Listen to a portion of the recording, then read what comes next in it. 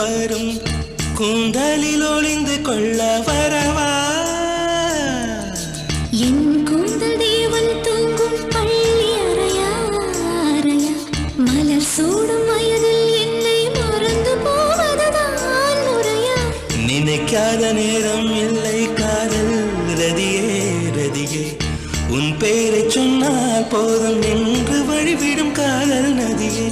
என் சுவாசம் உன் மூச்சில் உன் வார்த்தையின் பேச்சில்